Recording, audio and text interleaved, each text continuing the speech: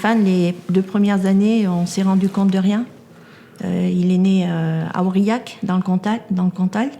Donc les 2 premières années, avec le médecin pédiatre, on s'est rendu compte de rien. C'était notre premier enfant. Hein.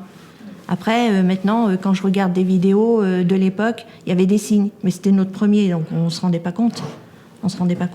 Après, on a cherché vraiment le diagnostic, on a compris... moi, tout de suite, hein, j'ai vu qu'il y avait quelque chose qui allait pas, mais je ne savais pas ce que c'était à l'époque. Hein, ça remonte à 20 ans. Donc, je voyais qu'il y avait quelque chose, mais je ne savais pas le définir. Donc, il était en retard pour la propreté, en retard pour parler. Il a parlé à 6 ans, la propreté à 5 ans.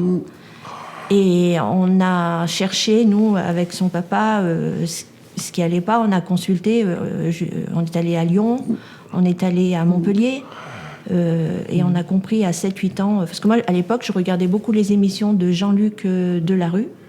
Et avec les émissions, j'ai compris qu'il avait les symptômes de l'autisme.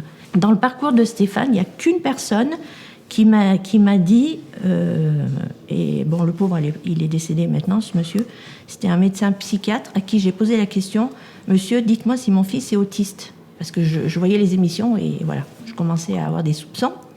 Et c'est la seule personne qui m'a dit, il en a les symptômes. De 3 ans jusqu'à 8 ans, on a erré à chercher, par nous-mêmes. Mais bon, ça aurait été notre 2e enfant, on aurait compris tout de suite. Mais c'était pas le cas.